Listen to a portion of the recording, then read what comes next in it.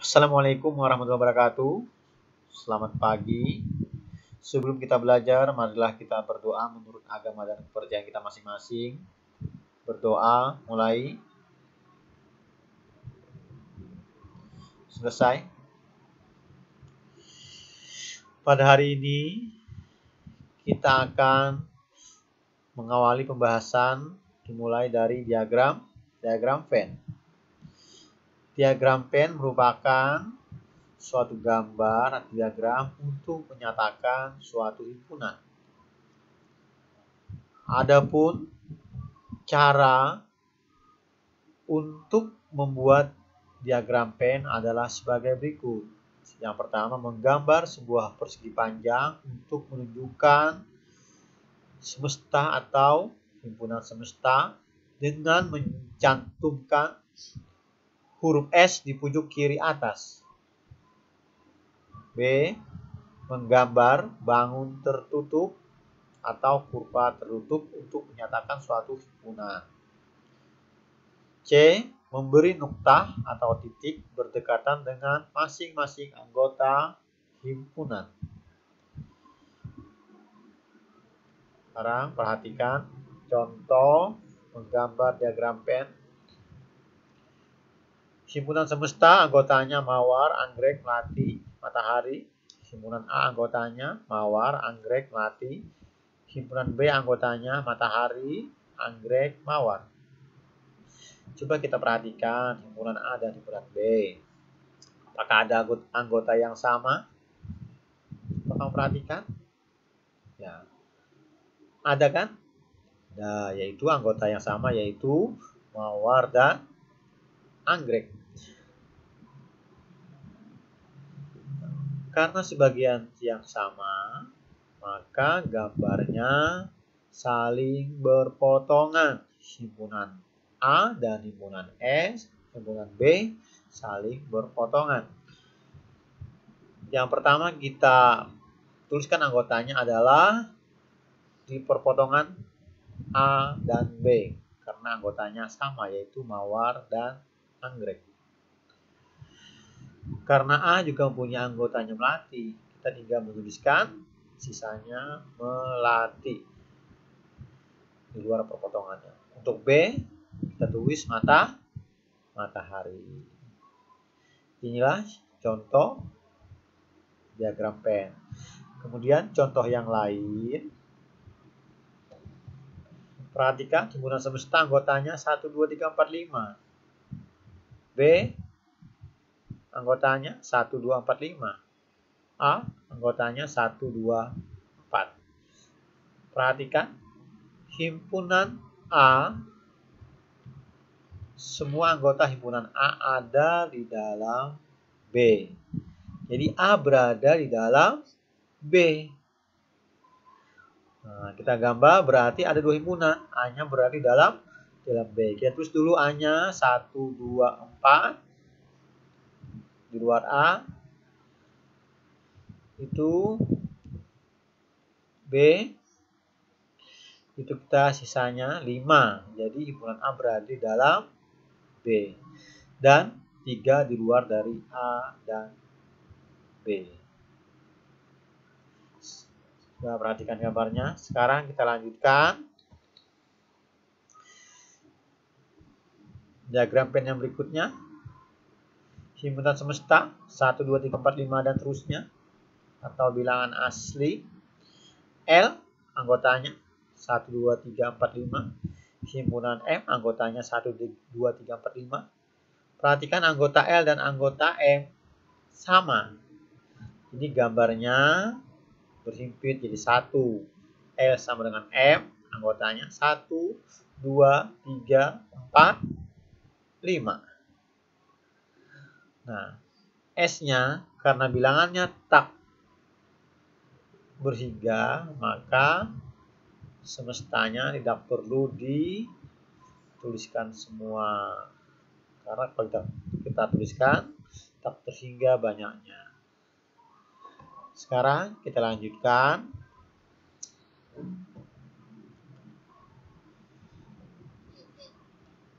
Himpunan semesta Anggotanya 1, 2, 3, 4, 5, 6, 7, 8. R, himpunan anggotanya 1, 2, 3, 4. H, himpunan anggotanya 5, 6, 7, 8. Anggota himpunan R dan anggota himpunan H tidak ada yang sama. Gambarnya saling lepas, tidak berpotongan, terpisah. Ya, seperti ini gambarnya. Nah, karena S-nya itu sudah ada di R dan H, tidak putus lagi sih di luarnya ya. Kecuali kalau S-nya 9, maka harus menulis 9 di luar R dan H. Ini gambarnya seperti ini. Saya yakin anak bisa semua. Sekarang kita lanjutkan tentang kardinalitas himpunan. Coba kita perhatikan himpunan hewan, anggotanya semut dan lebah. Himpunan tumbuhan, anggotanya di sini pohon mangga, mawar dan anggrek. Himpunan benda mati, batu, meja, kursi dan ayunan. Coba perhatikan. Himpunan hewan, anggotanya semut dan lebah. Ada berapa anggotanya?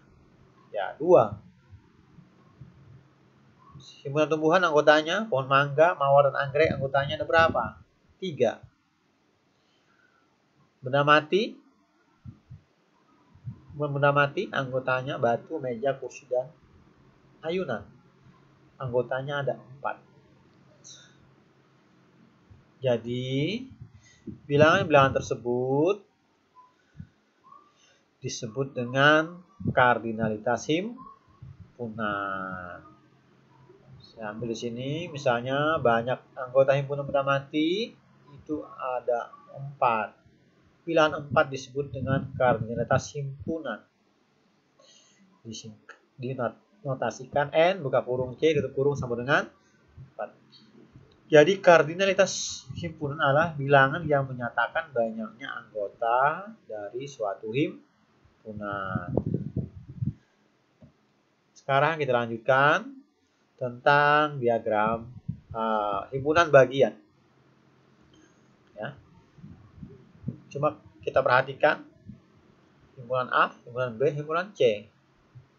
Apakah semua anggota A ada di B? Tidak. L bukan anggota B. Apakah semua anggota B ada di A? Ya, juga tidak.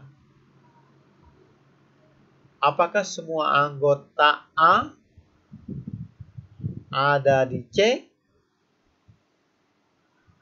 Kita perhatikan. Tidak.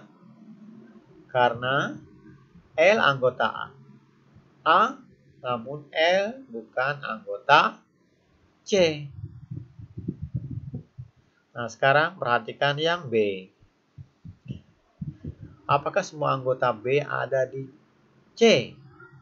B ada di B, anggota B juga B anggota C. I anggota B juga anggota C. R anggota B juga anggota C. A anggota B juga anggota C. Jadi semua anggota B ada di C, ada di himpunan C. Jadi B merupakan himpunan bagian dari C. Ditulis B itu dinotasikan, dibaca himpunan bagian dari C. Jika suatu himpunan A merupakan himpunan bagian dari B, maka akan terjadi jika setiap anggota himpunan A juga anggota himpunan B.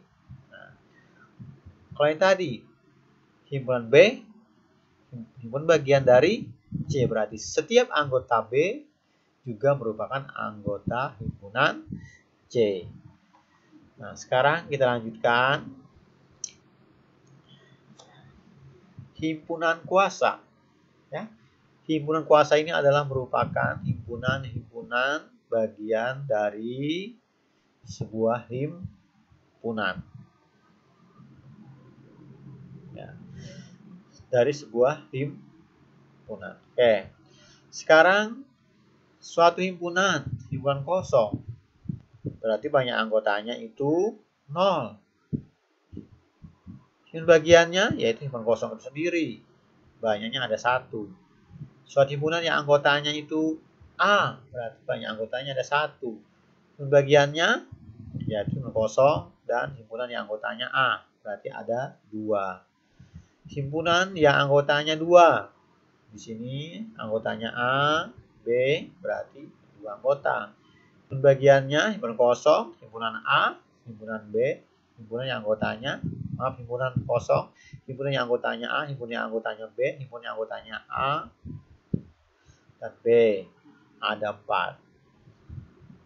Nah, begitu juga yang 3. Kalau 3 anggota berarti ada 8. Nah, kalau kita lihat polanya, kalau anggotanya tidak ada atau 0, 1. Kalau anggotanya ada 1, bagiannya ada 2. Kalau anggota himpunan ada 2, bagian ada 4. Nah, maka 1 sama dengan 2 pangkat 0, 2 sama dengan 2 pangkat 1. Yang anggotanya 2, berarti 2 pangkat 2. Yang anggotanya 3, 2 pangkat 3, 8. Jadi, banyaknya himpunan bagian dari suatu himpunan sama dengan 2 pangkat N. Itu rumusnya 2 pangkat N. N adalah banyaknya anggota dari suatu himpunan. Berarti banyaknya himpunan kuasa dari suatu himpunan juga merupakan sama dengan 2 pangkat N. Karena himpunan kuasa dari A adalah himpunan bagian dari A. Nah, sekarang bagaimana kalau menentukan banyaknya himpunan bagian yang mempunyai 1 anggota, 2 anggota. Nah, kalau kita lihat kembali, ini untuk yang anggotanya 3, suatu himpunan yang anggotanya 3, suatu himpunan yang anggotanya 3, maka banyak himpunan yang anggotanya ada 2. Berapa di situ? Ada 2, ada 3. A, B, B, C di situ anggotanya A, C, ada 3. Nah, kalau kita tulis satu persatu, ya lama sekali. Bagaimana supaya mudah? Berarti kita bisa menggunakan namanya segitiga Pascal. Bagaimana cara membuat segitiga Pascal? Ya, perhatikan itu. 1 di atas dulu. Terus samping kiri, samping kanan. 1, 1. Samping kiri lagi 1. 1 tambah 1, tengahnya 2. Sebelah kanan lagi 1. Terus 1 lagi, tambahkan di atasnya. 1 tambah 2, tengah-tengahnya ada 3. 2 tambah 1, tengah-tengahnya ada 3. 1, dan terusnya. Nah, tadi 3 anggota. Perhatikan untuk NA3. 1 itu adalah bagian yang tidak ada anggota. Tadi dari himpunan kosong. Himpunan bagian yang punya 1 anggota ada berapa? 3. Yaitu tadi kalau ABC, A punya anggotanya B, punya anggotanya C. Kemudian himpunan bagian yang punya 2 anggota juga ada 3. Himpunan bagian yang punya 3 anggota ada berapa? Ada 1. Jadi 1, 3, 3, 1. Oke. Nanti silahkan dibuka buku matematikanya yang sudah pinjam di perpustakaan, buku paketnya. Sekarang kita lanjutkan kesamaan 2 himpunan. 2 himpunan itu dikatakan sama jika anggotanya sama. Misalnya himpunan A anggotanya 1, 2. Himpunan B anggotanya 1, 2. Berarti sama. Itu adalah himpunan yang sama. A sama dengan B. Nah, kemudian himpunan yang ekuivalen. Nah, NA sama dengan NB. Berarti banyak anggota A sama dengan banyaknya anggota B. Jika banyaknya anggota A sama dengan banyaknya anggota B, maka kedua himpunan itu dikatakan ekuivalen. A ekuivalen B. Itu ada contoh-contohnya itu. Himpunan A, teh susu. Himpunan B, susu teh. Apakah sama? Ya, sama. Apakah ekuivalen? Ya. Oke ya, sekarang di situ ada yang berikutnya itu himpunan anggotanya 1 2 3, himpunan anggotanya itu adalah ABC. Apakah dia sama? Tidak, anggotanya tidak sama. Namun dia ekuivalen karena banyak anggotanya sama, yaitu 3. Sekarang kita lanjutkan operasi himpunan. Kita akan bahas operasi himpunan, dua himpunan, sifat-sifat operasi himpunan. Nah, sekarang kita bahas tentang operasi dua himpunan. Gabungan himpunan. Gabungan himpunan phi dan qi adalah himpunan yang anggotanya merupakan anggota phi atau anggota qi. Gabungan himpunan phi dan qi dilambangkan dengan phi, itu apa? Dibaca union atau gabungan. Ya, itu ada lambangnya, dibaca phi gabungan qi. Kalau ditulis dalam notasi untuk himpunan, phi gabungan qi sama dengan himpunan anggotanya X sedemikian hingga X anggota phi atau X anggota qi. Jadi semuanya anggota A digabung dengan B. Kalau A gabung B. Kalau phi gabung Q berarti anggota phi digabungkan dijadikan satu dengan anggota qi. Sekarang irisan himpunan. Nah, irisan himpunan phi dan qi adalah himpunan semua anggota persekutuan himpunan phi dan qi. Nah, maksud persekutuan di sini adalah himpunan yang anggotanya sama. Itu adalah merupakan irisannya. Itu ada phi dan qi, irisan himpunan phi dan qi dilambangkan. Itu ada lambangnya.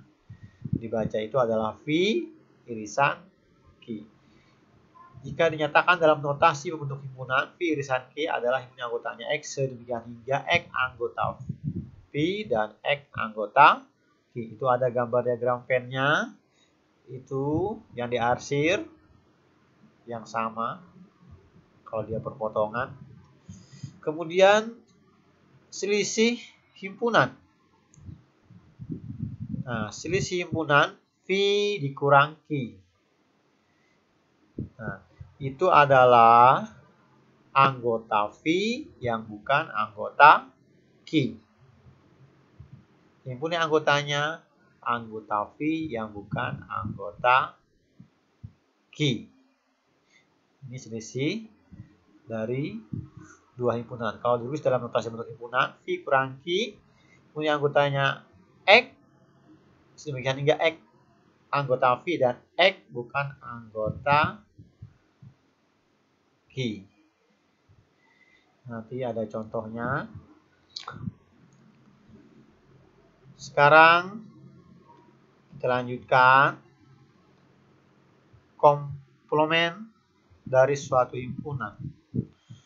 Komplement himpunan A adalah himpunan yang anggotanya terdiri atas anggota himpunan semesta yang bukan anggota A. Dia anggota semesta, tapi bukan anggota A. Itu adalah komplement dari A. Nah, komplement dari A dilambangkan A itu ada pangkatnya itu C, komplement atau A, aksen. Dalam notasi bentuk himpunan ditulis A komplement sama dengan himpunan yang anggotanya X sedemikian hingga X anggota S dan X bukan anggota A. Itu ada contohnya di samping. Nah, komplementnya itu berarti komplement dari A itu Tarakan, Bontang, Banjarbaru, Singkawa. Kemudian A sendiri itu anggotanya Pejanak, Palangkaraya, Tanjung Selor, Banjarmasin, Samarinda. Ya. Nah, sekarang contoh yang berikutnya. Supaya lebih mengerti tentang gabungan, irisan, selisih, dan komplement. Coba perhatikan contoh. Himpunan yang anggotanya S 1, 2, 3, 4, 5, 6, 7, 8, 9, 10, 11, 12. Kemudian anggotanya A 1, 2, 3, 4, 6, 12. B anggotanya 2, 4, 6, 8, 10, 12. A digabung B. Nah, tinggal digabungkan saja. Anggotanya menjadi 1, 2, 3, 4, 6, 8, 10, 12. A diiris B yang sama apa saja? 2, 4, 6, 12. A dikurang B. Anggota A yang bukan anggota P. Anggota P. Berarti 1, 3 anggotanya. A komplement. Anggota S yang bukan anggota A. 5, 7, 8, 9, 10, 11. Oke, sekarang kita lanjutkan. Ini adalah sifat-sifat operasi dua himpunan. Nah, silakan dibaca di buku paketnya ini. Ada berlaku juga sifat komplement, identitas, idempotent, sifat komutatif juga berlaku. A gabung B sama dengan B gabung A. A iris B sama dengan B irisan A. Berlaku juga sifat asosiatif, berlaku juga sifat distributif, berlaku juga hukum De Morgan, itu buka kurung A digabung B komplement sama dengan A komplement diiris B komplement, buka kurung A diiris B dikomplementkan sama dengan A komplement digabung B komplement. Kemudian juga itu yang berikutnya yang C itu ada rumusnya. Banyak anggota A digabung B sama dengan banyak anggota A ditambah banyak anggota B dikurang banyak anggota A diiris anggota A diiris dengan B. Oke. Sekarang saya lanjutkan menyelesaikan masalah kontekstual yang berkaitan dengan himpunan. Dalam sebuah kelas terdapat 15 siswa menyenangi IPA, 20 siswa menyenangi matematika, 8 siswa menyenangi kedua-duanya, 2 siswa tidak menyenangi IPA maupun matematika. Tentukan banyak siswa dalam kelas tersebut. Nah, yang pertama di sini kita masukkan yang menyenangi kedua-duanya, yaitu ada 8 menyenangi IPA juga menyenangi matematika. Nah, yang menyenangi IPA itu ada berapa? 15, sudah ada 8. Kita terus sisanya 15 kurang 8, 7. Matematika berapa yang menyenangi matematika? 20, sudah ada 8.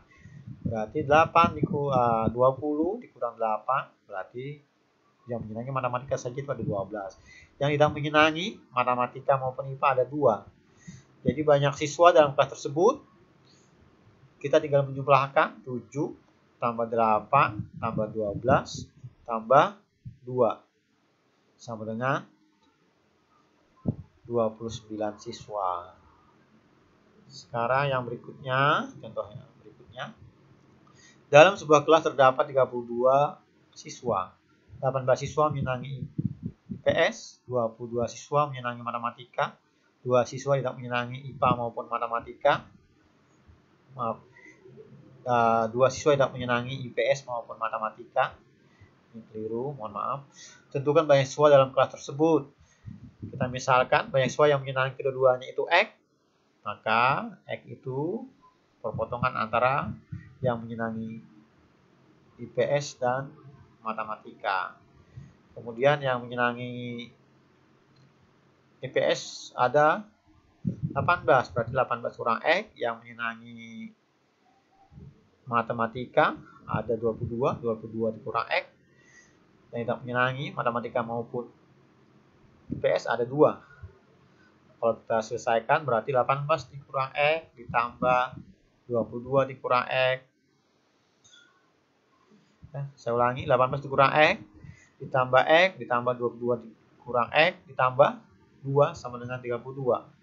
42 dikurang X sama dengan 32. X-nya berarti 10.